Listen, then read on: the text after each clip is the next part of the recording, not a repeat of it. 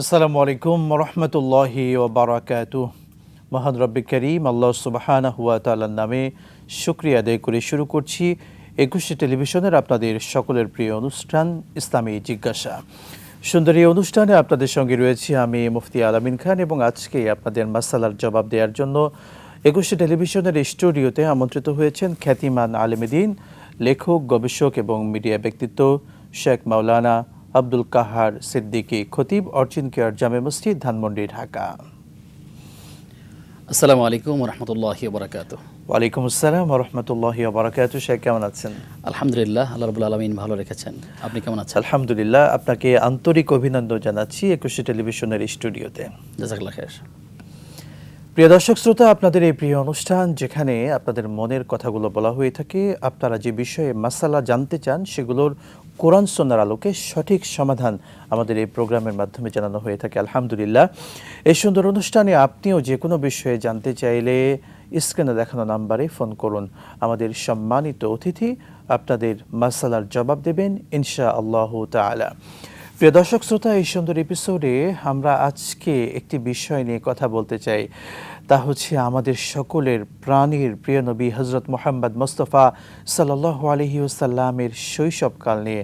আমাদের নবী যখন ধরণীতে এসেছেন, এই ধরণী, এই পৃথিবী কি হয়েছিল, এই পৃথিবীকে যখন তিনি আলোকিত করেছিলেন, এই জাহান কিভাবে ধন্য হয়েছিল। প্রিয় নবী সাল্লাল্লাহু আলাইহি ওয়াসাল্লামের আগমনে মক্কার মানুষেরা, আরব কতটা সম্মানিত হয়েছিল। প্রিয় নবী যেই ঘরে দুধ পান করেছেন হালিমাতুস সাদিয়া রাদিয়াল্লাহু তাআলা আনহা, তার ঘরে কিভাবে আলোকিত হয়েছিল, প্রিয় নবীর শৈশবকাল কিভাবে কেটেছে, আমরা এই সকল বিষয় নিয়ে আজকে সম্মানিত অতিথির থেকে জানার চেষ্টা করব ইনশাআল্লাহ তাআলা। সেই সঙ্গে আপনারাও প্রশ্ন করুন, অপেক্ষায় রইলাম আপনাদের ফোনের। শেখ, আপনাকে আবারও অভিনন্দন এবং আজকের এপিসোডে আমরা সত্যি আনন্দিত যে আমরা আমাদের প্রিয় নবীর জীবনী নিয়ে কথা বলতে পারছি এবং প্রিয় নবীর জীবনের একেবারে প্রথম দিক যেটা আমরা বলতে পারি শৈশবকাল। আমাদের প্রিয় নবী হযরত মুহাম্মদ মুস্তাফা সাল্লাল্লাহু আলাইহি ওয়াসাল্লাম যখন এই ধরণীতে এসেছেন, ধরণীতে আসার সময় সে সময়ের আরবের অবস্থান কি ছিল এবং নবী যে এসেছেন সে সময় আরবে কি হয়েছিল? বিসমিল্লাহ, আলহামদুলিল্লাহ, ওয়াসসালাতু ওয়াসসালামু আলা রাসূলিল্লাহ ওয়া আলা আলিহি ওয়া আসহাবিহি আজমাইন, আম্মা বাদ। আমরা যে মহামানবের কথা আজকে আলোচনা করছি, শুরুতে আল্লাহ তাআলার কাছে সাহায্য কামনা করছি। আল্লাহ তাআলা এই মহামানবের জীবন যেন আমরা প্রত্যেকটা পদক্ষেপে আমল করতে পারি, আদর্শটা গ্রহণ করতে পারি। আল্লাহ আমাদের সেই তৌফিক দান করুন, আমিন। এটি কোনো সাধারণ মানুষের জীবনী নয়। এই জীবনের সাথে আসলে হুবহু কোরআনের সাথে সম্পর্কিত যে কথাগুলো আল্লাহ রাব্বুল আলামিন কোরআনুল কারিমে বলেছেন নবীজির চরিত্র সম্পর্কে। ইন্নাকা লাআলা খুলুকিন আযীম বলেছেন। এরপরে রাসূল সাল্লাল্লাহু আলাইহি ওয়াসাল্লাম নিজে থেকে কোনো কথাই তিনি বলেননি। তিনি যা বলেছেন আল্লাহর হুকুমি কথাগুলো বলেছেন। হাওয়া ইন হুয়া ইল্লা ওয়াহয়ুন ইউহা। কোরআনুল কারিমে এরকম বেশ কিছু বিষয় রয়েছে। আমরা অনেকেই কোরআনুল কারিম স্টাডি করি, অধ্যয়ন করি, কিন্তু রাসূল সাল্লাল্লাহু আলাইহি ওয়াসাল্লামের জীবনীটা আসলে সিরাতটা আমরা অনেকে স্টাডি করি না বা করার আগ্রহটাও মনে করি না। ধর্মপ্রাণ মানুষেরা তারা কোরআন পড়তে আগ্রহী, কোরআন বিশুদ্ধভাবে তেলাওয়াত করেন। যারা তেলাওয়াত করেন তাদের অনেকেই আবার এটাকে অর্থসহ জানার চেষ্টা করেন, কেউ ব্যাখ্যা বোঝার চেষ্টা করেন। কিন্তু রসুলের সিরাত যে জানা প্রয়োজন বিশুদ্ধভাবে, এটি যে তার জীবনের সাথে জড়িয়ে আছে। মুহাম্মদ সাল্লাল্লাহু আলাইহি সাল্লামের চন্দ্র বছর অনুযায়ী তার ৬৩ বছরের যে জিন্দেগিটা, সেটি আমাদের সামনে রাখলে আমাদের সন্তানরাও এবং আমরাও নিজেরাও এখান থেকে উপকৃত হতে পারবো ইনশাআল্লাহ তাআলা। যে এই মহামানব জন্মের আগে আল্লাহ রাব্বুল আলামিন এর আগের যে আসমানি কিতাবগুলো আছে, সেই কিতাবগুলোতে ভবিষ্যৎবাণী আল্লাহ তাআলা দিয়েছেন যে মক্কাতে এমন একজন সন্তান আসবেন যার নাম হবে মুহাম্মদ। এইভাবে তার বিবরণগুলো দেওয়া হয়েছে। প্রত্যেকটা কিতাবই তার সম্পর্কে বাণী দেওয়া হয়েছে যাতে করে মানুষের এটা এখান থেকে জানতে পারে, আগ্রহী হতে পারে। এবং সেই সময় নবীরা কিন্তু, রাসূলগণ কিন্তু তার উম্মতদেরকে আমাদের নবী সম্পর্কে জানিয়ে গিয়েছেন। জি, এভাবেই জাতিকে কল্যাণের বার্তা দেওয়ার চেষ্টা করেছেন। আপনি জানেন যে রাসূল সাল্লাল্লাহু আলাইহি ওয়াসাল্লাম যেই বছরে জন্মগ্রহণ করেছেন, আমুল ফিল বা হস্তি সনের বছর, খুব বিশুদ্ধ একটি ঘটনা আছে সূরা ফিলের মধ্যে যেটি বর্ণনা করা হয়েছে, শানে নজুল সেখানে বর্ণিত হয়েছে। রাসূল সাল্লাল্লাহু আলাইহি ওয়াসাল্লামের জন্মের মাত্র ৫০ দিন আগের ঘটনা, হস্তি বাহিনীর ঘটনা, যে আব্রাহা বাদশা কাবাকে ধ্বংস করতে এসেছিল। অবশেষে তিনি নিজেই লাঞ্ছিত হয়েছেন, পর্যদস্ত হয়েছেন, আল্লাহ তাআলাকে ধ্বংস করে দিয়েছেন। সেই ঘটনাগুলো সূরা ফিলের মধ্যে উল্লেখ রয়েছে। তো আমরা যদি রসুলের জীবনী পড়তে চাই, আমার মনে হয় একটু আগ থেকেই চর্চা করা উচিত। অর্থাৎ নিঃসন্দেহে। সূরা ফিলের সেই বিষয়গুলো জানলে বোঝা যাবে যে আব্দুল মুত্তালিব কে ছিলেন, তার দাদা কে ছিলেন, তার পিতা আব্দুল্লাহ কে ছিলেন, এই বিষয়গুলো আমাদের সেখান থেকে জানা প্রয়োজন। তো বলছিলাম যে রাসূল সাল্লাল্লাহু আলাইহি সাল্লাম জন্মগ্রহণ করেছেন সেই হস্তি সনের বছরে। তবে কি এই সনটি আসলে কি 570 নাকি 71, এটা নিয়ে ঐতিহাসিকদের মাঝে অনেক বর্ণনা রয়েছে। তবে যে তারিখটি হচ্ছে বারের ক্ষেত্রেও তারিখের ক্ষেত্রেও একাধিক মত রয়েছে। আমরা যদিও প্রসিদ্ধ মত আমাদের এখানে 12 রবিউল আউয়াল, তবে অধিকাংশ সিরাতের কিতাবে 9 রবিউল আউয়ালের কথা উল্লেখ রয়েছে। কয়েকটি মতামত রয়েছে, তবে বারের ক্ষেত্রে কোনো মত নাই, অর্থাৎ সেটি ছিল সোমবার এবং তিনি যে দিন থেকে বিদায় হয়েছেন, অর্থাৎ এই দুনিয়া থেকে চলে গেছেন, সেটিও ছিল সোমবার। তো আমরা বলতে পারি রাসূল সাল্লাল্লাহু আলাইহি ওয়াসাল্লাম সোমবারে জন্মগ্রহণ করেছেন, সোমবারই আবার এই দুনিয়া থেকে বিদায় হয়েছেন। এবং এই বিষয়ে একটি হাদিসের কথা রাসূল সাল্লাল্লাহু আলাইহি ওয়াসাল্লাম বলছেন যে নবীকে জিজ্ঞাসা করা, ইয়া রাসূলুল্লাহ, আপনি কেন সোমবারে রোজা রাখেন? তিনি বলেছিলেন যে আমি সোমবারে জন্মগ্রহণ করেছি, আল্লাহ আমাকে দুনিয়াতে পাঠিয়েছেন, এই জন্য আমি সোমবারে রোজা রাখি। আমরাও যদি চাই যে আসলে সাপ্তাহিক সুন্নাত আমল করতে পারি, যে প্রতি সপ্তাহের সোম এবং বৃহস্পতি রোজা রাখার কথা বলা হয়েছে, আমরা যদি রবিকে ভালোবাসি, রসুলকে ভালোবাসি, আমি যদি সুন্নি দাবি করি, আমরা অনেকেই কিন্তু সুন্নি দাবি করি যে সুন্নাত ধারণ করলেন আমি সুন্নি হতে পারবো। আপনাকে কেউ যদি জিজ্ঞাসা করে যে আপনি কেমন মুসলিম, তো বলছে আমি সুন্নি মুসলিম। তো সুন্নি মুসলিমের পরিচয় তো আসলে তার কথার মধ্যে পাওয়া যাচ্ছে না। রাসূলের সুন্নাহ আমার জীবনে কতটুকু আছে সেটা দিয়ে, রাসূলের সুন্নাহ কতটুকু আমার মধ্যে আছে, কথার ক্ষেত্রে সুন্নাহ, আচরণের ক্ষেত্রে সুন্নাহ, চাল চলনে, ব্যবহারে, মুআমালাত, যে কোনো বিষয়ে রাসূলের সুন্নাহ মোতাবেক আসলে আমি চলতে পারছি কিনা। আপনি চমৎকারই বলছিলেন। সত্যিকার অর্থেই আমরা পরিচয় শুধুমাত্র মুখে নয়, কাজে পরিচয় দিতে হবে। জি জি জি শেখ, আপনি খুবই চমৎকারভাবে বলছিলেন। আমরা একটু আরও শুনতে চাই রাসূলের জন্মের সময়, যখন তিনি পৃথিবীতে এই ধরনীতে এসেছেন, সে সময় মক্কার পারিপার্শ্বিক অবস্থান কেমন ছিল, কিংবা আরবের সে সময়ের অবস্থানটা কী ছিল? জি, সেই সময়টা হচ্ছে অজ্ঞতার যুগ, জাহিলিয়াতের যুগ, আইয়ামে জাহিলিয়া বলা হয়। অজ্ঞতার যুগ মানে অন্ধকার যুগ। এই অন্ধকার হচ্ছে সেই অন্ধকার যেটি মানুষের জ্ঞানের দিক থেকে অন্ধকার, আলোর সঠিক পথ তারা জানতেন না। ঠিক এই সময় আল্লাহ রাব্বুল আলামিন দুনিয়াতে পাঠিয়েছেন বিশ্বনবী মুহাম্মদ রাসূলুল্লাহ সাল্লাল্লাহু আলাইহি ওয়াসাল্লামকে। তার মায়ের নাম হচ্ছে আমিনা, পিতার নাম হচ্ছে আব্দুল্লাহ। আরবের জন্মের পরপরই রাসূল সাল্লাল্লাহু আলাইহি ওয়াসাল্লামকে তৎকালীন সময় মুহাম্মদ এবং তার নামটি তার দাদা রেখেছিলেন। তার এই নামটি সম্পর্কে কোরআনুল কারীমে 4 জায়গায় আল্লাহ রাব্বুল আলামিন এই মুহাম্মদ শব্দটি এবং কি উল্লেখ সূরাও করেছেন। কিন্তু রয়েছে, সূরা মুহাম্মদ। তো নবী সাল্লাল্লাহু আলাইহি ওয়াসাল্লামের এই মুহাম্মদ নামটি কোরআনে 4 বার উল্লেখ রয়েছে এবং তার একটি আহমদ নাম আছে, এটি একবার উল্লেখ রয়েছে। তো বলছিলাম যে তার নামটি রাখছেন তার দাদা আব্দুল মুত্তালিব। তো যেই সময় তিনি এই সমাজে বেড়ে উঠেছিলেন, সেই সময় প্রচলন ছিল যে জন্মের পরপরই সন্তানদেরকে অন্য কোনো জায়গায় সন্তানটাকে একটু সুন্দর ভাষা শেখানোর জন্য এবং মানুষের উচ্চশিক্ষার জন্য, অর্থাৎ উচ্চশিক্ষা তখন যেটা বোঝা যায় অর্থাৎ সামাজিকতা শেখানোর জন্য মা হালিমাতুস সাদিয়ার করে এবং ভালো পরিবেশ। সে সময় আরবের পরিবেশের চেয়ে তারা চিন্তা করতো তাদের বাচ্চাটাকে একটু যেন ভালো পরিবেশ পায় এবং ভালো একটা আবহাওয়া পায়। আবহাওয়াগত কিন্তু বড় একটা ব্যাপার ছিল সেখানে দেওয়া হয়েছিল, সেই রীতি অনুযায়ী সেখানে বেড়ে উঠেছিল। তো মুহাম্মদ সাল্লাল্লাহু আলাইহি ওয়াসাল্লাম জন্মের পরপরই যে বিষয়গুলো আমাদের সিরাতের অন্যান্য ইতিহাসের গল্পগুলোতে অনেক বাড়িয়ে বলা হয়েছে। আমার প্রশ্ন হচ্ছে যে আসলে বা আমাদের ভাবার বিষয় হলো রাসূল সাল্লাল্লাহু আলাইহি ওয়াসাল্লাম তো আল্লাহর নবী, সর্বশেষ নবী এবং সর্বশ্রেষ্ঠ নবী। তার ব্যাপারে যতটুকুন আল্লাহ কোরআনে বলেছেন, যতটুকুন হাদিসের মধ্যে রয়েছে বিশুদ্ধ গ্রন্থগুলোতে, ততটুকুনি আমরা বলার চেষ্টা করি। কিন্তু এর বাইরে অনেক বেশি বাড়িয়ে যে কথাগুলো ঘটেনি এমন কথাগুলো বললে আসলে রাসূলের নামে মিথ্যা বলা হবে। আমরা সে বিষয়ে অবশ্যই সতর্ক থাকার চেষ্টা করব। তবে রাসূল সাল্লাল্লাহু আলাইহি ওয়াসাল্লাম পৃথিবীতে আসার পরপরই অনেকগুলো মুজিজার কথা আমরা জানি। অলৌকিক যে ঘটনাগুলো, এর মধ্যে দুটি ভাগে বিভক্ত, একটি হচ্ছে কারামাত, একটি হচ্ছে মুজিজা। সাধারণ মানুষ থেকে যে বিষয়গুলো প্রকাশ পায়, যে কোনো দিনদার মানুষ থেকে, সেটি হচ্ছে কারামা, আর যেটি নবীদের থেকে প্রকাশ পায় সেটি হচ্ছে মুজিজা। আমরা সেই মুজিজা এবং কারামত নিয়ে শুনতে চাই। একজন দর্শক ওয়েট করছেন। জি, শুকরিয়া। আসসালামু আলাইকুম ওয়া রাহমাতুল্লাহ। কে আছেন দর্শক? নাম বলে প্রশ্ন করুন। আমার নাম মিলন, কুষ্টিয়া থেকে। জি বলুন প্লিজ। মিলন, আমার প্রশ্ন, আমি নিয়মিত তাহাজ্জুদের নামাজ পড়ি। আমার ছেলে হেফজ করে, তো আমার বাসায় থেকে মাদ্রাসা কাছে, প্রতিদিন ওই আসতে হয়। ওই জন্য সপ্তাহে 2-1 দিন তাহাজ্জুদের নামাজ মিস হয়, ফজরের সময় চলে আসে। ঠিক আছে, আমি বেতের নামাজ মানে পার্মানেন্ট ওই তাহাজ্জুদের নামাজ সাথে পড়ি, এশারের পরে পড়িনি। এটা যে আমার মিস হয়, এটা কোনো গুনাহ হবে কিনা এই প্রশ্ন। অর্থাৎ বেতের যদি কখনো কোনোভাবে মিস হয়ে যায়, বুঝতে পেরেছি, আপনি যুক্ত থাকুন। জি শেখ, আমাদের দর্শক এই প্রশ্নটি বুঝতে পেরেছেন। সন্তান হিফজ পড়ছে, বাবা হিসেবে তাহাজ্জুদ মাশাআল্লাহ নিয়মিত পড়েন, এটা নিঃসন্দেহে তাকে সাধুবাদ জানাই। তিনি যে বিষয়টি বলছিলেন, সপ্তাহে হয়তো কখনো কখনো বেতের যেহেতু তাহাজ্জুদের পরে আদায় করেন, কখনো কখনো মিস হয়ে যায়, উঠতে পারলেন না কোনো কারণবশত, সেক্ষেত্রে বেতের যে মিস হয়েছেন গুনাহ হবে কিনা, কিংবা তিনি কি করবেন? জি, শুকরিয়া। আমার ভাইয়ের প্রতি ধন্যবাদ জানাই তার এই সুন্দর চিন্তা চেতনা, এবং তিনি একটি ইবাদতের কথা বলেছেন। তাহাজ্জুদ সালাত, যেই সালাত সম্পর্কে, যেই সালাত অর্থাৎ ফরজ সালাত যে আল্লাহ তাআলা আমাদেরকে দিয়েছেন, এই নামাজ 5 ওয়াক্ত ফরজ সালাতের আগে তাহাজ্জুদ সালাতটাই রাসূল সাল্লাল্লাহু আলাইহি ওয়াসাল্লাম আমল করতেন এবং অত্যন্ত গুরুত্বপূর্ণ এই বিধান। কিন্তু এটা হচ্ছে সুন্নাহ, কিন্তু ওয়াজিব বেতরের সালাতটা হচ্ছে তার জন্য ওয়াজিব। তো অবশ্যই খেয়াল রাখতে হবে, বেতরের সালাত হবে সর্বশেষ সালাত, অর্থাৎ রাতের শেষ নামাজটাই হবে বেতের।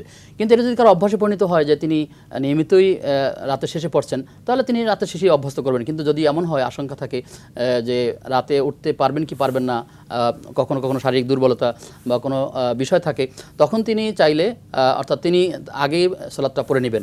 কোনো কারণে যদি অনাকাঙ্ক্ষিতভাবে তিনি বেতের সালাত নাই পড়তে পারেন, তাহলে তিনি যদি দিনের বেলায় পড়েন, দিনের বেলায় আর বেজর পড়া যাবে না। তখন হাদিসের ভাষ্য অনুযায়ী যে আসলে দিনের বেলার সালাতগুলো হচ্ছে জোর সংখ্যা আদায় করতে হয়, আর রাতের বেলার সালাতগুলো বেজর আছে, যেমন মাগরিব শুরু হয়েছে বেজর দিয়ে, বেতরের সালাত বেজর দিয়ে শুরু হয়েছে। মত দুটি রয়েছে, কোন হাদিসের রেফারেন্স দিয়ে আমাদের কিছু ইমামগণ বলেছেন যে দিনের বেলায় পড়লে 4 রাকাত পড়বেন, আবার কেউ বলেছেন যে না 3 রাকাত হুবহুই পড়বেন।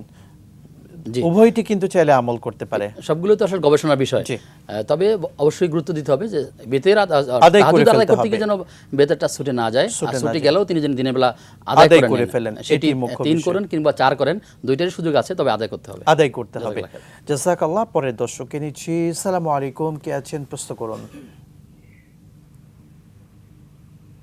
আসসালামু আলাইকুম দর্শক, শুনতে পাচ্ছেন? প্রশ্ন করুন। হ্যাঁ, ওয়ালাইকুম আসসালাম।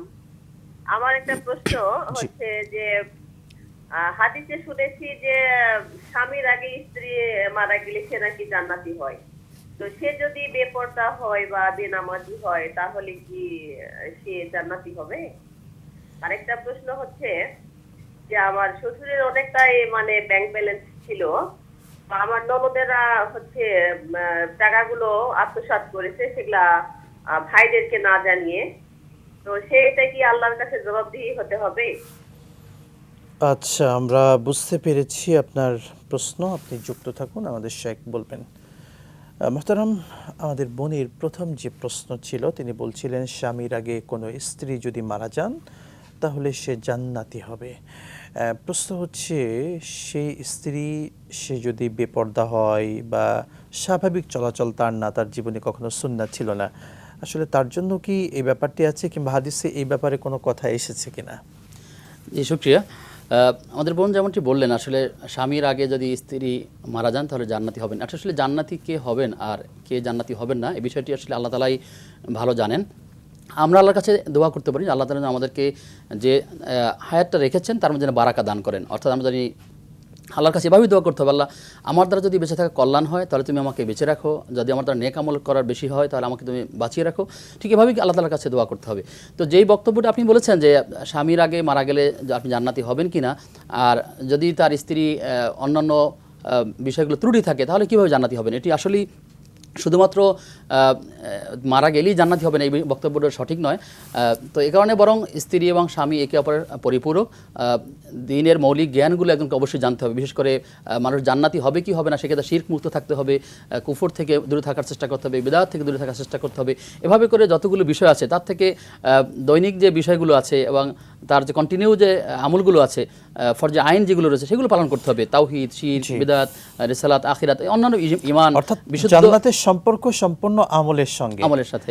এটি কি আগে গেল, কে শুধুমাত্র শুক্রবারে মারা গেল, কিংবা কে শুধুমাত্র অমুক সময় মারা গেল, কিন্তু তার আগের জীবনটা খুবই আফসোসের বিষয়, তাহলে তো সে জান্নাতি হওয়ার কোনো সুযোগ নেই। সেজন্য আল্লাহর কাছে দোয়া করতে হবে স্বামী কিংবা স্ত্রী, ছেলে কিংবা মেয়ে, আমরা সবাই যেন দ্বীনের উপরে অটল থাকতে পারি। আল্লাহ আমাদের তৌফিক দান করুন। আল্লাহুম্মা আমিন। আমরা পরের যে প্রশ্নটি নিচ্ছি, আমাদের সমাজের অপ্রিয় একটি সত্য আমাদের বোন বললেন যে তার শ্বশুর তার ননদের কাছে ছিলেন, সেই সুবাদে ননদরা তার শ্বশুরের বেশ টাকা পয়সা ছিল, তাদেরকে ভাইদেরকে না জানিয়ে সে টাকা পয়সাগুলো নিয়ে ফেলেন। কখনো কখনো উল্টাও হয়ে থাকে, ভাইয়েরা বোনদেরকে না জানিয়ে টাকা নিয়ে থাকেন, অর্থাৎ অন্যদেরকে মাহরুম করেন, বঞ্চিত করেন। এই যে কাজগুলো যারা করে তাদেরকে আজকের আয়োজন থেকে কি বলবেন আপনি? জি, শুকরিয়া আপনাকে। ইবাদতের ক্ষেত্রে মৌলিকভাবে মনে রাখতে হবে যে হকুল্লাহ এবং হকুল ইবাদ, আল্লাহর হক এবং বান্দার হক। আমরা মানুষেরা অনেক সময় আল্লাহর হক নিয়ে খুব বেশি টেনশনে থাকি, যে রোজার অবস্থায় আমার থুতু পেটের ভিতরে গেলে রোজা হবে কি না, এরকম খুব ছোট ছোট বিষয়। অথবা এক নামাজ কাজা হয়ে গেছে, কি করব, খুব আফসোসের বিষয় থাকেন। অথচ আল্লাহ তাআলা চাইলে এগুলো মাফ করতে পারেন। যেহেতু আল্লাহ যদি কোনো কাছে কোনো ব্যক্তি যদি তিনি যখন খুব কায়মানুবাক্যে আল্লাহর কাছে বলেন, অবশ্যই আল্লাহ তাআলা তাকে মাফ করবেন, সেই ওয়াদা আল্লাহ তাআলা রয়েছে। কিন্তু যেই হকটা মানুষের সাথে সম্পৃক্ত, যেটি আমাদের বোন যেমনটি বললেন যে তার টাকাকে আত্মসাৎ করা হয়েছে, বোনেরা মিলে ভাইয়ের থেকে বঞ্চিত করেছে, এটি তো ভাইয়ের হকের সাথে জড়িত। একজন বোন যেমন তার বাবার সম্পত্তিতে হক পাবেন, ঠিক তেমনি আমার ভাইয়েরও তো অংশীদারিত্ব রয়েছে। যদি তাদেরকে বঞ্চিত করা হয়, নিঃসন্দেহে একটা জুলুম, নিঃসন্দেহে একটা সত্যকে গোপন করেছেন। এটা পরকালে মুক্তি পেতে হলে অবশ্যই এই ভাইদের থেকে ক্ষমা নিতে হবে। অথবা যদি কোনো প্রেক্ষাপটে বলছেন যে আপনি যে ভাইয়েরা অনেক সময় বোনদেরকে বঞ্চিত রাখেন, সেক্ষেত্রে অবশ্যই যার যার হক তাকে ফেরত দিতে হবে। যদি তা দেওয়া না হয়, তাহলে পরকালে তাকে সব দিয়ে হলেও তাকে এখানে মুক্ত হতে হবে। কিন্তু দুনিয়ায় টাকা দিয়ে নিতে পারবে, ভাইদেরকে না জানিয়ে টাকাগুলো নিতে পারবেন, কিন্তু কাল পরকালে কিন্তু এটার বিনিময়ে সওয়াব দিয়ে দিতে হবে, সওয়াব দিতে হবে। বিষয়টি এমন যে আসলে আপনি আজকে যেটা আত্মসাৎ করেছেন, পরকালে যদি আপনার ভাই অর্থাৎ বোনের ভাই যদি তিনি আল্লাহর কাছে বলেন আল্লাহ আমি বঞ্চিত ছিলাম, তাহলে অবশ্যই পরিশোধ করবেন। কি দিয়ে পরিশোধ করবেন? তখন নেক আমল দিয়ে তাকে এটাকে পরিশোধ করতে হবে। যদি তার নেক আমল এরকম না থাকে, তখন ভাইয়ের যে গুনাহ আছে সেগুলো তার বোনের আমল নামায় চাপিয়ে দেওয়া হবে, অর্থাৎ যিনি হক নষ্ট করবেন তার আমল নামায় চাপিয়ে দেওয়া হবে। সেক্ষেত্রে অবশ্যই আমাদের বক্তব্য হচ্ছে, বা কোরআন হাদিসের মূল বক্তব্য হলো যে আল্লাহর হকের পাশাপাশি বান্দার হকের ব্যাপারে খুব বেশি সিরিয়াস থাকতে হবে, যাতে করে কারো ইজ্জত হানি না হয়, সম্পদের হানি না হয়। এই বিষয়গুলো দুনিয়াতে বসেই তার ক্ষমা নেওয়ার চেষ্টা করতে হবে। আল্লাহ আমাদেরকে বোঝার তৌফিক দান করুন। আল্লাহুম্মা আমিন। খুবই আপনি চমৎকার বিষয় বলছিলেন। আমরা এই বিষয়ে বারবার দর্শকদেরকে সতর্ক করি, বলি, এবং আমাদের জীবনে যদি একটু বলতে হয় দর্শকদেরকে, আমরা অন্যের হক নষ্টের ব্যাপারে খুবই থাকি, সুযোগ খুঁজি কিভাবে অন্যের অধিকার নষ্ট করা যায়, অন্যের সম্পদগুলো নেওয়া যায়। বাবা অসুস্থ, বাবাকে ডাক্তার দেখানোর নাম করে নিয়ে গিয়ে হয়তো জমিগুলো নিয়ে ফেলেছি, এমন বহু মাসালা আমরা নিয়মিত পাচ্ছি। আসলে এই যে কাজগুলো দুনিয়াতে করতে পারে, কিন্তু কাল কিয়ামতে কি করবেন আপনি, কিভাবে সেগুলো পরিশোধ করবেন? সুতরাং জীবিত থাকতেই এগুলোকে পরিশোধ করুন। আল্লাহ তৌফিক দান করুন, আমিন। প্রিয় দর্শক মণ্ডলী, আপনারা দেখছিলেন আপনাদের সকলের প্রিয় অনুষ্ঠান 21 টেলিভিশনের পর্দায় ইসলামী জিজ্ঞাসা। সময় হলো এ পর্যায়ে একটি ছোট্ট বিরতির, সঙ্গেই থাকুন, ফিরছি ইনশাআল্লাহ।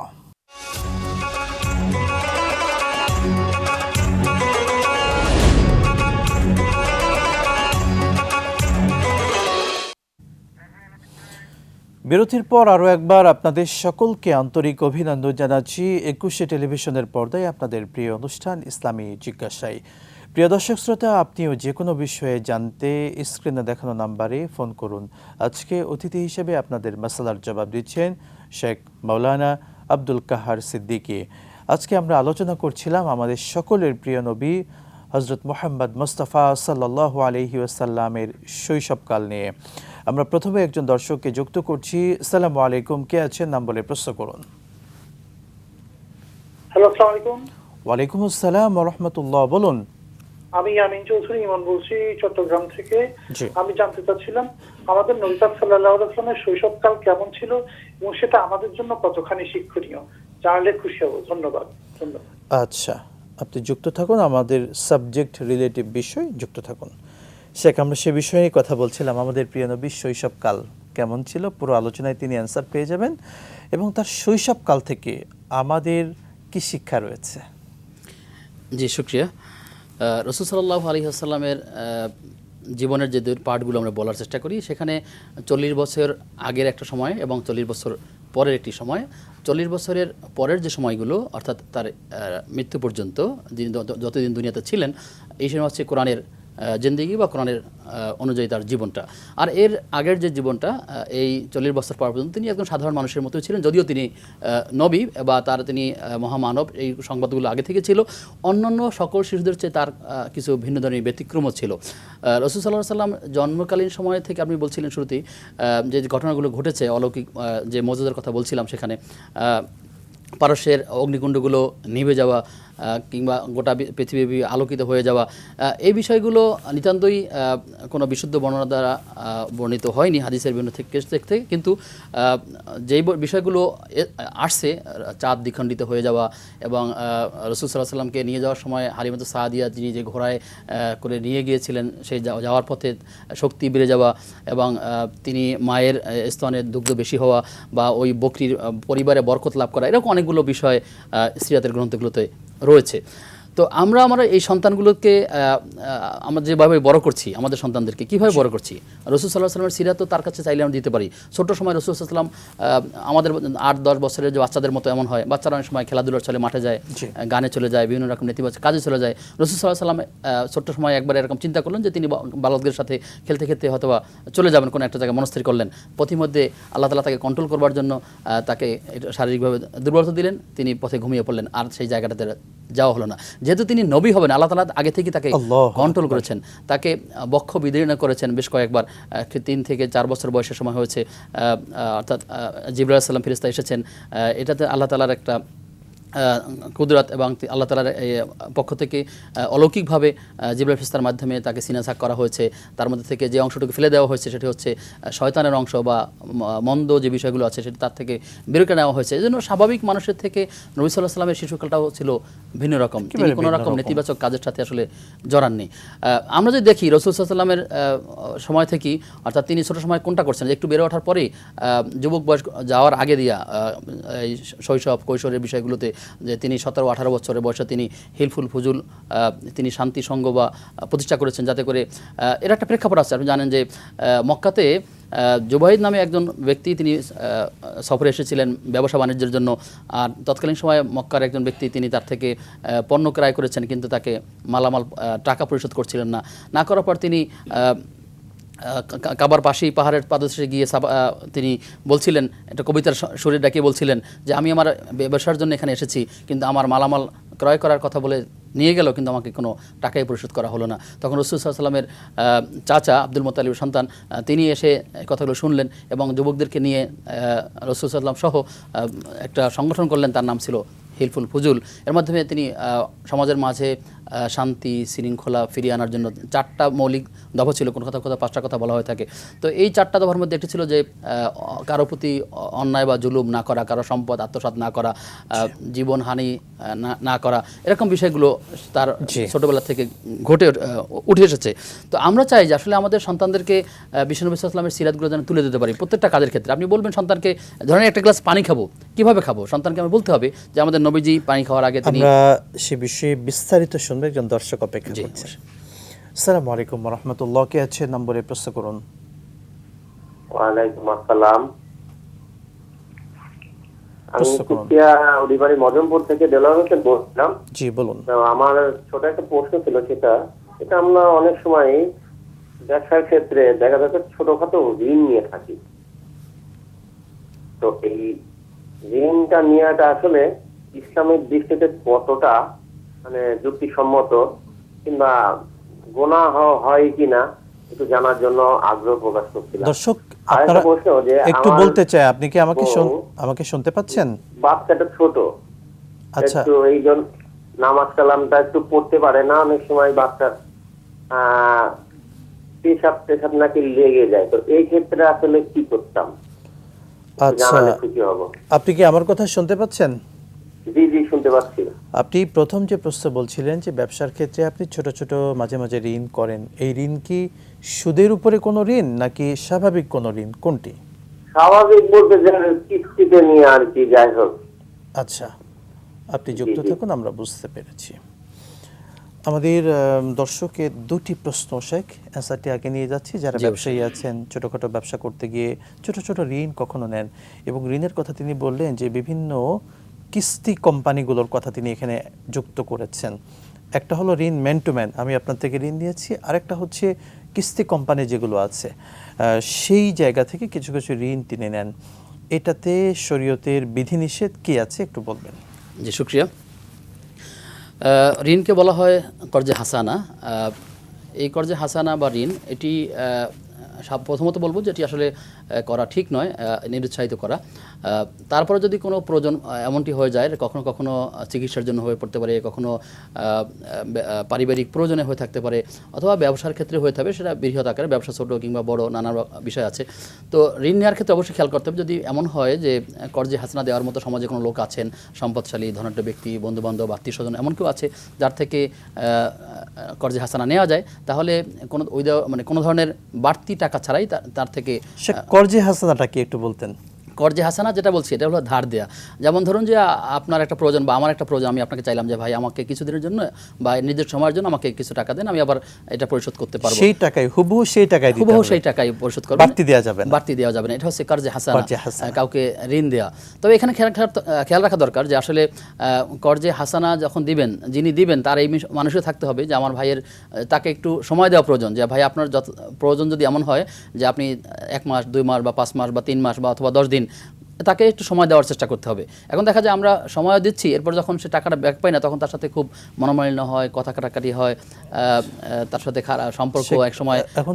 এখন ব্যাপার তো হয়েছে এখন ভিন্ন রকম, যে আমি আপনার থেকে টাকা নিলাম, বললাম ভাই আমি তো 2 দিন পরেই দিচ্ছি, এই 2 দিন আর আগামী 2 বছরেও আসে না।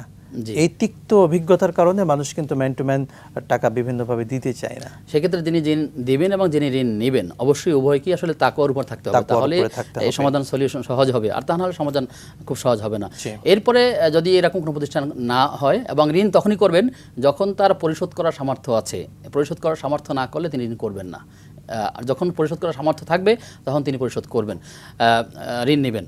তো যদি ঋণ এমন হয়, আপনি বলছেন যে যদি কোনো অর্থনৈতিক প্রতিষ্ঠান থেকে নেওয়া হয়, কোনো সমিতি থেকে বা কোনো ধরনের প্রতিষ্ঠান থেকে, যেখানে তার ঋণের বিপরীতে যিনি 10,000 টাকা ঋণ করলেন, এটা 1 বছরে পরিশোধ করবেন, তবে এখানে 11,000 টাকা বা আরও সামথিং কিছু টাকা দিতে হবে, তাহলে নিঃসন্দেহে এটা সুদের আওতায় পড়বে। অবশ্যই আমাদেরকে সুদ থেকে, আল্লাহ তাআলা হারাম করেছেন, এই সুদ থেকে মুক্ত থাকার চেষ্টা করতে হবে। আমরা যেন আল্লাহর কাছে দোয়া করি, আল্লাহ তাআলা যেন আমাদেরকে সকল প্রকার হতাশা থেকে মুক্ত রাখেন, সকল ঋণ থেকে মুক্ত রাখেন। আল্লাহুম্মা ইন্নী আউযু বিকা মিনাল হাম্মি ওয়াল হাযানি ওয়াল আসি ওয়াল কাসালি ওয়াল জুবনি ওয়াল বুখলি দলাআদ দাইন গলাবাতির রিজাল।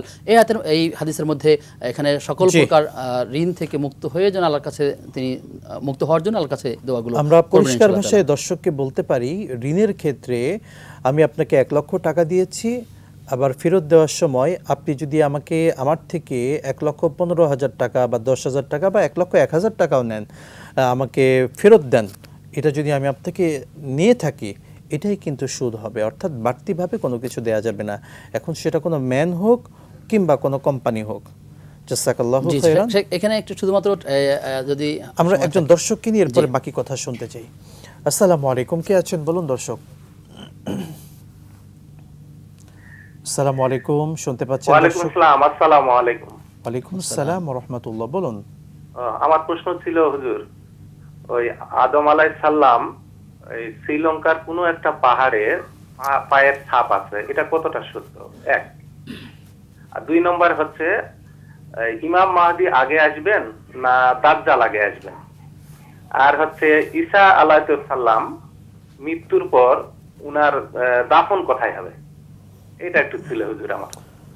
মাশাআল্লাহ, আপনি কিয়ামত নিয়ে অনেক অনেক কথা বলেছেন, কিন্তু প্রশ্ন শেখ দর্শক, প্রশ্ন সেটা না। আমি আপনাকে একটা প্রশ্ন করি, আমাদের পরকালীন যাত্রার জন্য আমি বা আপনি কতটুকু প্রস্তুতি নিয়েছি? প্রস্তুতি কেন্দ্রিক কি প্রশ্ন আমার ছিল বা সেটার উপর আমল কতটুকু ছিল, এই প্রশ্নটা আপনাকে আমি করলাম। জি শেখ, আমরা দর্শকের অ্যান্সার দেবো ইনশাআল্লাহ। সেই সাথে আপনি সুদ নিয়ে একটু বলছিলেন, ঋণের ব্যাপারে আর একটু বিস্তারিত বলতেন। জি, সেটা হচ্ছে যে আমি একজনের বক্তব্য এমনভাবে শুনছিলাম, তিনি বলছিলেন যে আমি একজন ব্যক্তিকে গ্রামে, তিনি একজন জেলে, তাকে জাল কেনার জন্য কিছু টাকা তাকে দিয়েছিলাম, কিন্তু তার থেকে কোনোদিন আমি কোনো বাড়তি টাকা নেইনি। তবে তিনি আমাকে কিছু মাছ দিতেন, অর্থাৎ তিনি যখন নদীতে জাল ফেলতেন, জাল ফেলার পরে সেখান থেকে যে মাছ ধরতেন তার কিছু মাছ আমাকে দিতে থাকেন। আমি জিজ্ঞাসা করলাম, তো কতদিন পর্যন্ত আপনাকে এই মাছ দেওয়া হচ্ছে? তিনি বলেন, যতদিন পর্যন্ত তিনি আমি টাকাটা পরিশোধ না করেন ততদিন পর্যন্ত মাঝে মাঝে আমাকে মাছ দিচ্ছেন। তাই আমি বললাম, তাহলে আপনি কি এই মাছের যে আপনি গ্রহণ করছেন তার বিনিময়ে কোনো টাকা পরিশোধ করছেন কিনা? বলছেন, না আমি তো কোনো টাকা পরিশোধ করছি না, আমি তাকে হেল্প করছি, তিনি আমাকে মাছ দিচ্ছেন।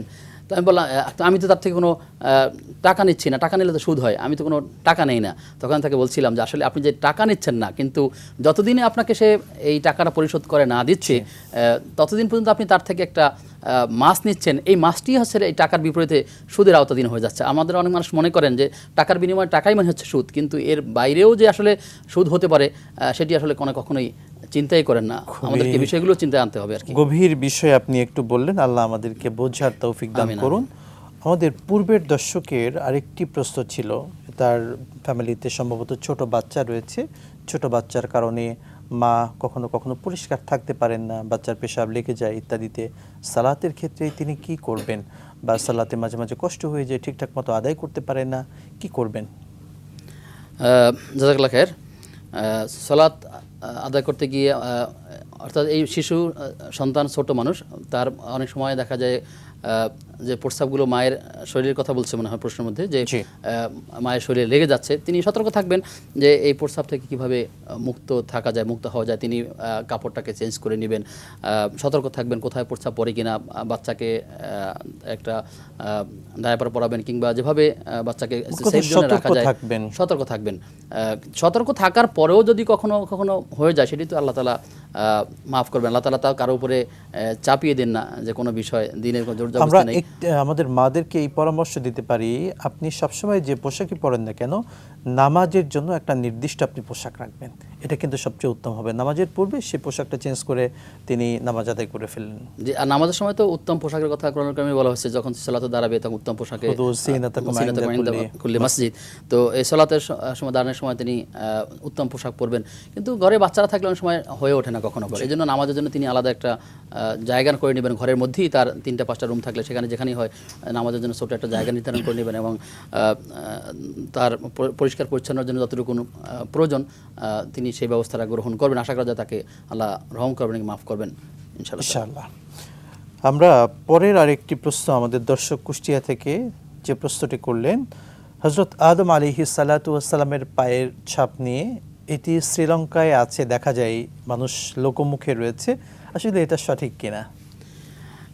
মোহতারাম, আসলে আমরা অনেক বিষয়গুলো একটু জানা বোঝা প্রয়োজন, যে আসলে আমরা যেটা নিয়ে সমস্যা ফিল করি অথবা দেখি এটি আমাদের কতটুকুন কল্যাণের মধ্যে আছে। আপনাদের বাংলাদেশে অনেকগুলো এমন আছে, কোথাও কোথাও বলা হয় যে রাসূল সাল্লাল্লাহু আলাইহি সাল্লামের একটি দাড়ি মুবারক পাওয়া গেছে। প্রশ্ন হচ্ছে, রাসূলের একটা দাড়ি মুবারক পাওয়া গেলে তাতে আমার মধ্যে কল্যাণের কি আছে? তার কারণ হলো, এটা কোনো বর্ণনা কি আসলে নিশ্চিত যে এটাই ছিল নবীজি সাল্লাল্লাহু আলাইহি সাল্লামের দাড়ি মুবারক, অথবা এটাই যে আসলে সেইটার তার প্রমাণটাকে, তার সনদটা কি? যদি না থাকে, তার পেছনে যদি থাকেও তাতে আমার কি করণীয় আছে? বরং এটির পিছনে না ছুটে বরং আমাদের ছোটা উচিত হচ্ছে যে রাসূল সাল্লাল্লাহু আলাইহি সাল্লামের আদর্শ কি, আমার কি করণীয় আছে, তিনি আমাদের জন্য কোন উত্তম আদর্শ রেখে গেছেন, লাকাদ কানা লাকুম ফি রাসূলিল্লাহি উসওয়াতুন হাসানা, সেই বিষয়টি আমাদেরকে অনুসন্ধান করা উচিত। আপনি দেখবেন মক্কা মদিনাতে যখন লোকেরা হজ এবং উমরা যায়, সেখানে দেখবেন মানুষেরা খুঁজতে খুঁজতে মক্কা বিভিন্ন দর্শনীয় স্থানে যায়, কখনো কখনো বদর যায়, কখনো তারা তায়েফ যায়, বিভিন্ন জায়গায় যায়, খুঁজতে খুঁজতে বুড়ির বাড়িকে অনুসন্ধান করার চেষ্টা করে, কোন গাছের নিচে নবীজি বসেছেন, যে জায়গাটার অনুসরণ করে। তো যেই বিষয়গুলোর বর্ণনা ঐতিহাসিকদের মধ্যে নানা রকম মত আছে, কখনো কখনো জাল, কখনো কখনো ইসরায়েলি রেওয়ায়াত, কখনো কখনো দুর্বল, কখনো ভিত্তিহীন, এই বিষয়গুলো যেহেতু সামনে চলে আসে, সেখানের মধ্যে আমাদের কি কল্যাণ কি আছে? বরং এটিকে অনুসন্ধান না করে বরং রাসূল সাল্লাল্লাহু আলাইহি সাল্লাম আমাদের যে সিলেবাস দিয়েছেন, আমাদের সাথে কোরআন রেখেছেন, হাদিস রেখে গেছেন, তারাকতু ফিকুম আমরাইন লান তাদিল্লু মা তামাসসাকতুম বিহিমা কিতাবুল্লাহি ওয়া রাসূলি। তো অর্থাৎ আমাদের সামনে যে কোরআন আছে, আমাদের সামনে যে হাদিস আছে, সেখানে নির্দিষ্ট করে বলা আছে যে আমার জন্য কি করণীয় আছে, কি বর্জনীয় আছে, সেটাই তো আমাদের গ্রহণ করবার কথা। সুতরাং কোথাও যদি আদম সালামের ছাপ থেকে থাকতে পারে, যদি ঐতিহাসিক বর্ণনা সেবাই পাওয়া যায়, কিন্তু সেটির মধ্যে আসলে কোনো বারাকা নাই বা কোনো কল্যাণ নাই। ইসলামে যে বিষয় মক্কা মদিনায় দেখবেন এরকম অনেকগুলো বিষয় আছে যেগুলো মক্কা মদিনার লোকেরাও অথবা সরকারও সেটাকে সংরক্ষণ করছে না। তার কারণ এটার মধ্যে কোনো কল্যাণ নিহিত নাই। বরং বাংলাদেশেও ওই ধারাবাহিকতা দেখি আমরা, একজন পীর, একজন খানকায় তিনি এক জায়গায় বসতেন, এক জায়গায় ঘুমাতেন, এই জুতারা পরতেন, এই গ্লাসে খাবার খেতেন, এটাকে বছরের পর বছর, যুগের পর যুগ স্মরণ করা হয়, অনুসারীদেরকে দেখানো হয়, এর মধ্যে আসলে কোনো কল্যাণ। তিনি পীর সাহেব যে রুমে থাকতেন সেই রুমকে ফুল দিয়ে প্রতিদিন সাজিয়ে রাখা হয়, সুন্দর করে সেই খাটটাকে, তার ওই চেয়ারটা কেউ বসে না, তার ওই বিছানাটা কেউ আরাম করে না, এরকম অনেকগুলো বিষয় আছে। এগুলো হচ্ছে শ্রদ্ধার নামে একটা ভুল মেসেজ জাতিকে দেওয়ার চেষ্টা করা। বরং আমরা সেই দিকে না যেয়ে বরং আমাদের নবীজি আমাদেরকে যে আদর্শ রেখে গেছেন সেটাকে গ্রহণ করার চেষ্টা করা, এই মানসিকতা আমাদের লালন করা উচিত, কোরআন হাদিসের পাবন্ধ হয়ে সেটাকে গ্রহণ করা উচিত। তা না হলে আমরা কিন্তু বিচ্ছিন্নভাবে অন্যদিকে ডাইভার্ট হয়ে যাব, কারণ এগুলো স্মৃতি সংরক্ষণের মধ্যে দিয়ে কোনো কল্যাণ নাই। অনেক সময় দেখা যায় আমাদের পরিবারেও এমন আছেন যে মা বাবা কেউ মারা গেলে তাদের একটা কাপড় বছরের পর বছর সন্তান সংরক্ষণ করেন, তাদের একটা আংটি, তাদের একটা বিষয়, তাদের একটা থালাবাটি লোক বছরের পর বছর সংরক্ষণ করেন। এটি আবেগ জায়গা যে আমার পিতা এটা কাজটা করতেন, কিন্তু এর মানে না যে আসলে এটা দ্বারাই অনেক কিছু কল্যাণ লাভ করা যায়। ঠিক নিঃসন্দেহে নবীদের ক্ষেত্রে এরকম কোনো জায়গা থেকে কল্যাণ বরকত লাভ করার কথা কোরআন হাদিসের আকীদার পরিপন্থী। আল্লাহ তাআলা আমাদেরকে সঠিক বোঝার তৌফিক দান করুন, আমিন। আমরা দর্শককে যুক্ত করি। আসসালামু আলাইকুম, কে আছেন দর্শক? নাম বলে প্রশ্ন করুন। হ্যালো, জি দর্শক, প্রশ্ন করুন। আসসালামু আলাইকুম রাহমাতুল্লাহ। ওয়ালাইকুম আসসালাম ওয়া রাহমাতুল্লাহ। বলুন। আমি যে জামাতে কাতার যে হারাই, আমরা অনেক জায়গা ফাঁকা থাকে, আমি অনেক সময় হুজুরে বলি কাতার পুরা করেন, ফাঁকা জায়গা পুরা করেন, এর তো নামাজের কোনো সমস্যা হয় কিনা? আর যে আমরা দাঁড়াই, দুই বুইরাঙ্গুল দুইটা পায়ের বড় নদীদের ছড়ায় থাকে, এটা সোজা থাকবে না হুজুর নাকি? আচ্ছা, আমরা বুঝতে পেরেছি, আপনি যুক্ত থাকুন, ইনশাআল্লাহ আমাদের শাইখ বলবেন। শেখ, আমাদের পূর্বের দর্শকের আরেকটি প্রশ্ন ছিল ইমাম মাহদি আলাইহিস সালাম এবং হযরত ঈসা আলাইহিস সালাম তাদের আগমন নিয়ে, তারা কখন কিভাবে আসবেন এ ব্যাপারে কোনো কথা বলা যায় কিনা? বিষয়ে কথা বলার ক্ষেত্রে আমরা কিন্তু একটি মূলনীতি দর্শককে বলেছি, আসলে এই সমস্ত প্রশ্নগুলো আমরা সচরাচর একটু এড়িয়ে যাওয়ার চেষ্টা করি। কেননা একজন রাসূলকে একজন ব্যক্তি, একজন সাহাবী প্রশ্ন করেছিলেন যে কিয়ামত কখন হবে। রাসূল সাল্লাল্লাহু আলাইহি ওয়াসাল্লাম কিন্তু তাকে বলেছিলেন যে তুমি কিয়ামতের জন্য কতটা প্রস্তুত। জবাব কিন্তু রাসূলের এটা ছিল। তো সুতরাং এগুলো হলো কিয়ামতের আলামত, কিয়ামতের পূর্বে তারা আসবেন।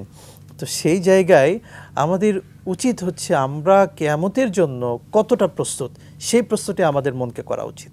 ব্যক্তিগত আমল, ব্যক্তিগত জিজ্ঞাসা, নিঃসন্দেহে নিজের সাথে কোরআন হাদিসের বোঝাপড়া, কোনগুলো আদেশ আল্লাহ তাআলার আছে, কোনগুলো নিষেধ আমলগুলো আছে, সিরাতের কোন কোন বিষয়গুলো বিশ্লেষণ করে করে আমাদের পালন করা উচিত, সেই বিষয়গুলো জানলে বেশি ফায়দা হবে।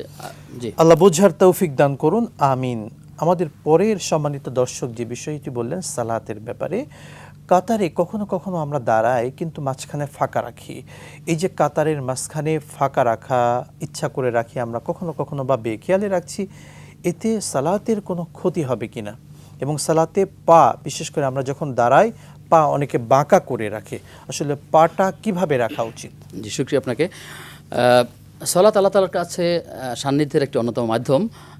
আল্লাহ তাআলা ফরজ করে দিয়েছেন সালাতে যখন কোনো ব্যক্তি দাঁড়াবে অবশ্যই তার হাতগুলো অবশ্যই যেন কিবলার দিকে থাকে, কাবার দিকে থাকে, পাগুলো যেন কাবার দিকে থাকে। অর্থাৎ তিনি যখন হাত তুলবেন, এই হাত থেকে শুরু করে সালাত শেষ করা পর্যন্ত প্রত্যেকটা বিষয়, অর্থাৎ তিনি কিবলার বডিও থাকবে কাবার দিকে, তিনি তাকাবেন কাবলার দিকে, হাতগুলো থাকবে কিবলার দিকে, পাগুলো এবার সরানো ছিঁড়ে থাকবে না, কিবলার দিকে সোজা অবস্থা থাকবে, স্বাভাবিকভাবে রাখার। এবং কাতারের মাঝখানে ফাঁকা রাখার যে অভ্যাস, এটি আসলে আমাদের অনেকটা সুন্নার খেলাফ হয়ে যাচ্ছে। অথচ রাসূল সাল্লাল্লাহু আলাইহি ওয়াসাল্লাম বলছেন যে পায়ের সাথে পা মিলিয়ে, কাঁধের সাথে কাঁধ মিলিয়ে কাতারকে সোজা করার কথা বলা হয়েছে এবং মিলিয়ে দাঁড়ানোর কথা বলা হয়েছে। যার কারণে কাতার বাঁকা হবে তিনি গুনাহগার হবেন। সে কারণে কাতারের সাথে কাতার এমনভাবে মিলিয়ে দিতে হবে, অর্থাৎ পায়ের সাথে পা, কাঁধের সাথে কাঁধ মিলিয়ে দাঁড়া যাওয়ার চেষ্টা করতে হবে। ফাঁকা থাকা থাকলে ওই জায়গাতে হাদিসের মধ্যে এসেছে যেখানে শয়তান বসে নামাজকে ক্ষতিগ্রস্ত করার চেষ্টা করে, সেজন্য শয়তান যাতে কোনোভাবেই আমার ভিতরে ঢুকতে না পারে। এবং এই ফাঁকা জায়গা কিন্তু আমাদের মসজিদগুলো দেখা যায় যে একটু জায়গা লোক দাঁড়ানো যায়, দুজন ব্যক্তি দাঁড়িয়েছেন, তিনজন ব্যক্তি যখন দাঁড়ানো যায় এমন জায়গার মধ্যে দুজন ব্যক্তি দাঁড়িয়েছেন, এটি নিঃসন্দেহে সুন্নতের খেলাফ। এটিও আমাদের পূরণ করা উচিত। আল্লাহ বুঝার তৌফিক দান করুন, আমিন। আমিন আমিন। প্রিয় দর্শক মণ্ডলী, একুশে টেলিভিশনের পর্দায় আপনারা উপভোগ করছিলেন আপনাদের প্রিয় অনুষ্ঠান ইসলামী জিজ্ঞাসা। সময় হলো আরও একটি ছোট্ট বিরতির, সঙ্গেই থাকুন, ফিরছি ইনশাআল্লাহ।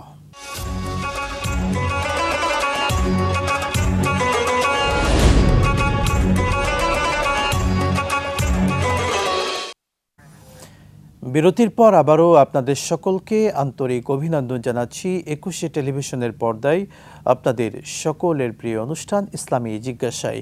প্রিয় দর্শক মণ্ডলী, আপনারাও যে কোনো বিষয়ে জানতে চাইলে স্ক্রিনে দেখানো নাম্বারে ফোন করুন। আজকে অতিথি হিসেবে আমাদের সঙ্গে রয়েছেন শেখ মাওলানা আব্দুল কাহার সিদ্দিকী। শেখ, আপনাকে আবারও অভিনন্দন জানাচ্ছি। আমরা একই সঙ্গে আজকে যে বিষয়টি নিয়ে কথা বলছিলাম সেদিকে একটু আসতে চাই। প্রিয় নবী হজরত মুহাম্মদ মুস্তাফা সাল্লাল্লাহু আলাইহি ওয়াসাল্লামের শৈশবকাল নিয়ে আপনি বলছিলেন, যখন তিনি হালিমাতুস সাদিয়া রাদিয়াল্লাহু তাআলা আনহা তার ঘরে গেলেন এবং তাকে দোদমা হিসেবে গ্রহণ করলেন, সে সময় তার পরিবারে কি বারাকা এসেছিল? জি, শুকরিয়া আপনাকে। হালিমাতুস সাদিয়ার ঘরে মুহাম্মদ সাল্লাল্লাহু আলাইহি ওয়াসাল্লাম যাওয়ার পরে তার যেই বকরিটাতে দুধ মানে তার পরিবারে যে বকরিটা ছিল দুধ করার মতো বা দুধের যে বকরিটা ছিল সেই বকরিটার দুগ্ধ বেড়ে গিয়েছিল এবং সেখানে এমন হয়েছে যে যখন রাসূল সাল্লাল্লাহু আলাইহি ওয়াসাল্লাম তার মায়ের দুগ্ধ পান করতেন, সেখানে তার হালিমা সাদিয়ার ঘরে অন্য সন্তানরাও ছিল, তারা তাদের জন্য মানে বাই রোটেশনে দুগ্ধ পান করার সময়টাও বন্টন করে নিয়েছিলেন আলাদা আলাদাভাবে। তো এই যে রাসূল সাল্লাল্লাহু আলাইহি ওয়াসাল্লাম হালিমাতুস সাদিয়ার ঘরে গেলেন, যাওয়ার সময় যে বকরিটাতে করে গিয়েছিলেন, যে বাহনটা ছিল সেই উটের শক্তি বেড়ে গিয়েছিল এবং ছোটো সময় যখন মুহাম্মদ সাল্লাল্লাহু আলাইহি ওয়াসাল্লাম মাঠে খেলতেন তাকে এসে মেঘ ছায়া দিত। এই ঘটনাগুলো আসলে অলৌকিকভাবে আল্লাহ তাআলা দেখিয়েছেন, এগুলো আসলে তখন সময় ঘটেছিল। যে ছোটো সময় থেকে যে নবী হবেন এবং তিনি ভবিষ্যৎ মানুষকে তিনি নবীদের নেতা হবেন, এই কথাগুলো অন্যান্য কিতাবগুলোর মধ্যে রয়েছে। আপনার মনে আছে যে রাসূল সাল্লাল্লাহু আলাইহি ওয়াসাল্লাম যখন ব্যবসার জন্য সিরিয়াতে গিয়েছিলেন, এরপরে চাচার সাথে গিয়েছিলেন, যাওয়ার সময় একজন পাদ্রীর সাথে তার দেখা হয়েছিল। সেই পাদ্রী তাকে দেখে ভবিষ্যৎবাণী তাকে বলছিলেন যে আমি শেষ নবী সম্পর্কে যে ভবিষ্যৎবাণী আমি দেখেছি, এই সন্তানের মধ্যে সেই রকম লক্ষণ পাওয়া গেছে। গাছেরা তাকে সিজদা করতেছিল, এই যে অলৌকিক বিষয়গুলো ঘটেছে, মেঘ তাকে ছায়া দিচ্ছিল, গাছ তাকে বাতাস করতেছিল, ঝুঁকি পড়তেছিল এবং তিনি বলছেন যে একে যদি ইয়াহুদিরা পায় তাকে হত্যা করে ফেলবে, একে এখনই নিরাপদে নিয়ে যাওয়া উচিত, তাকে যে কোনো জায়গায় একাকে ছাড়া ঠিক হবে না, এরকম ভবিষ্যৎবাণী তিনি সেই বুহায়রা পাদ্রী করেছিল আর কি তৎকালীন সময়। তো সেই মুহাম্মদ সাল্লাল্লাহু আলাইহি ওয়াসাল্লাম আমাদের জন্য কি বার্তা রেখে গেছেন, কি শিক্ষা দিয়েছেন, তার মাধ্যমে আমরা পেয়েছি কোরআনুল কারীমকে, রাসূল সাল্লামের সিরাতকে পেয়েছি, চরিত্রকে পেয়েছি। আমাদের উচিত হবে নিজের ব্যক্তি, পরিবার, সমাজ, স্ত্রী, ব্যবসা বাণিজ্য প্রত্যেকটা ক্ষেত্রে যেন কোরআনের পাশাপাশি হাদিসকে সামনে রেখে আমরা এগিয়ে যাওয়ার চেষ্টা করি। পরিবারগুলোতে যাতে দ্বীনের চর্চা হয়, সিরাতের চর্চা হয়। আমরা এই বিষয়টা একটু যোগ করতে চাই, বিশেষ করে আমরা এখন সফর মাসের প্রায় শেষ দিকে রয়েছি, আমাদের রবিউল আউয়াল মাস শুরু হবে কিন্তু। তো রবিউল আউয়াল মাসকে কেন্দ্র করে আমাদের দেশে অনেক কিছু দেখা যায়, কিন্তু এই রবিউল আউয়াল মাসকে কেন্দ্র করে সামনে রেখে আমরা এখন থেকে কি প্ল্যান নিতে পারি? আমরা প্রত্যেকে যারা বিশেষ করে স্কুলে পড়াশোনা করছি, মাদ্রাসায় যারা পড়াশোনা করছে, কিংবা আমরা যারা কর্মজীবী মানুষেরা আছি, কি প্ল্যান নিয়ে আমরা এই মাস থেকে আগাতে পারি? জি, আমরা চাইলে অল্প অল্প করে রসুলের সিরাত থেকে নির্ধারিতভাবে পাঠ করার চেষ্টা করতে পারি। যারা অভিভাবক আছেন, বিদ্যালয়ের প্রধান আছেন, তারা বাচ্চাদেরকে সিরাতের উপর কোনো প্রতিযোগিতার আয়োজন করতে পারেন। কোনো মাদ্রাসার প্রতিষ্ঠান যারা আছেন তারা বাচ্চাদের মাঝে সিরাতকে বিলানোর চেষ্টা করতে পারেন। আর রাহিকুল মাকতুম সহ বেশ কিছু সিরাতের কথা রয়েছে, সেগুলো আমরা তাদের মাঝে ছড়িয়ে দেওয়ার চেষ্টা করতে পারি। বাচ্চাদের উপযোগী করেও সিরাত রয়েছে, সেগুলো তাদেরকে প্রশ্নোত্তরের আকারে পার্ট বাই পার্ট বছর বাই ধরে দেওয়া, যে 1 থেকে নিয়ে 10 বছর, 10 বছরের পর থেকে 25 বছর, 25 বছর থেকে 40 বছর, 40 বছর থেকে নিয়ে আবার 23 বছর, এবার ভাগ ভাগ করেও তাদেরকে সিরাত শেখানো যেতে পারে। রসুলের যুদ্ধ, রসুলের জিহাদ, তার আগের অবস্থা, পরের অবস্থা ইত্যাদি বিষয়গুলো আমরা চাইলে পরিবারে এগুলো ঘটা করে আয়োজন করতে পারি। তাহলে হবে কি, টার্গেট থাকতে পারে, আমার সন্তানদেরকেও পুরস্কার আয়োজন করতে পারি। যেমন আপনার পরিবারের সন্তান আছে, তাহলে ছেলে মেয়ে আছে, তাদের একটা বই দিয়ে উপহার দেন যে এই বইটা তোমাদেরকে দিলাম, যে এই বইটা শেষ করতে পারবে তার জন্য একটা পুরস্কার থাকবে, তার জন্য হাদিয়া থাকবে, সন্তানরা পড়তে উদ্বুদ্ধ হবে। খুবই চমৎকার। এমন করে আসলে কোনো প্ল্যান নেওয়া উচিত। আমরা আরো কিছু প্ল্যান পরিকল্পনা করতে পারি, শুনবো আপনার থেকে। একজন দর্শককে প্রথমে যুক্ত করি। আসসালামু আলাইকুম, কে আছেন দর্শক? নাম বলে প্রশ্ন করুন। ওয়ালাইকুম আসসালাম ওয়া রাহমাতুল্লাহ। আব্দুল জব্বার পাবনা থেকে বলছি স্যার। ধন্যবাদ মোজাররফ আপনাকে এবং অতিথি স্যারকে, আসলে অনেকদিন পর স্যারকে দেখলাম, ভালো একজন বক্তা।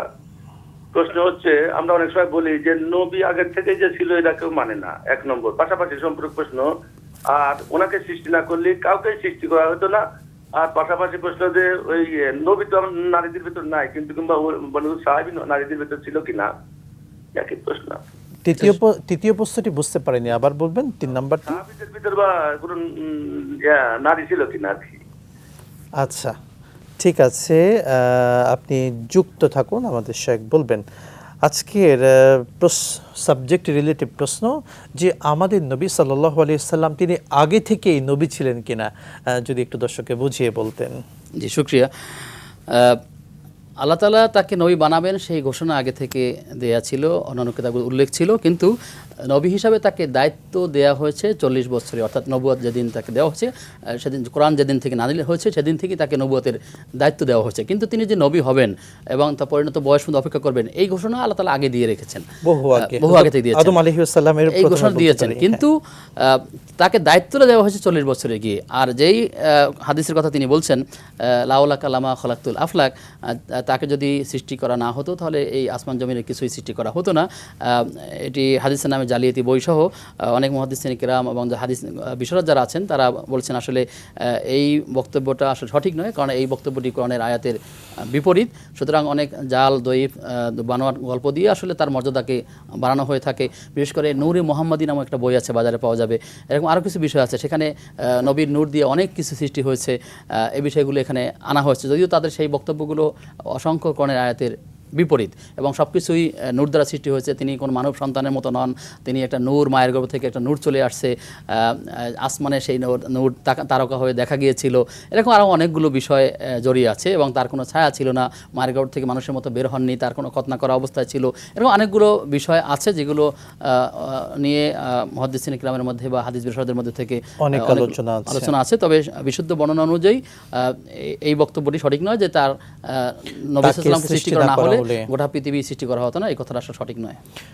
জাযাকাল্লাহু খায়রান। আমাদের পরের প্রশ্ন ছিল সাহাবীদের ক্ষেত্রে, সাহাবীদের ভিতরে কোনো মহিলা ছিলেন কিনা, অর্থাৎ আমাদের দর্শক বললেন যে পুরুষ সাহাবী তো অনেককে পাওয়া যায়, কোনো মহিলা সাহাবী ছিলেন কিনা। জি, আমার ভাইকে বলবো যে আসহাবে রাসূলের জীবন কথা নামে বাজারে বই আছে, আধুনিক প্রকাশনী সহ বেশ কয়েকটি প্রকাশনী থেকে প্রকাশ করেছে। সেখানে মহিলা সাহাবীদের তালিকা আছে, তারপরে তাবিদের তালিকা আছে, এরপর তাবিদের তালিকাগুলো আছে। আমার ভাইকে বলবো আসহাবে রাসূলের জীবন কথা থেকে আয়েশা রাদিয়াল্লাহু তাআলা আনহা থেকে শুরু করে আরো অনেক সাহাবীদের কথা তিনি পাবেন। মহিলা সাহাবী ছিলেন তিনি যাদের থেকে সাহাবীরাও, পুরুষ সাহাবীরাও নারীদের সাহাবী থেকে দিন শিখেছেন, দিনে অনেকগুলো বিষয় শিখেছেন।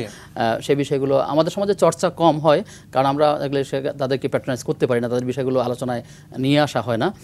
সেজন্য আমি মনে করি আসহাবুর রাসূলের জীবন কথা এই বইটা সংগ্রহ করলে আমরা সেখান থেকে অনেকগুলো তালিকা পেয়ে যাবো ইনশাআল্লাহ তাআলা। শুকরান, জাযাকুমুল্লাহ, আপনাকে অসংখ্য ধন্যবাদ শেখ। আমরা অনেকগুলো বিষয় আপনার থেকে পেয়েছি।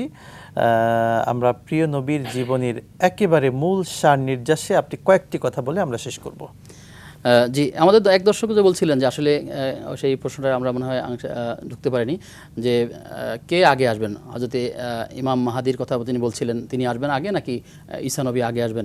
ইমাম মাহাদি আলাইহিস সালাম তিনি আসবেন, এরপরে দাজ্জাল আসবেন, তারপরে ঈসা আলাইহিস সালাম আসবেন, এরপরে ইয়াজুজ মাজুজ আসবেন। এভাবেই তাদের ধারাবাহিকতাগুলো রক্ষা করা হয়েছে। আপনি সর্বশেষ যেটা বললেন যে আসলে রাসূল সাল্লাল্লাহু আলাইহি ওয়াসাল্লামের কোন দিক এবং বিভাগগুলো আমাদের সামনে নিয়ে আসা উচিত।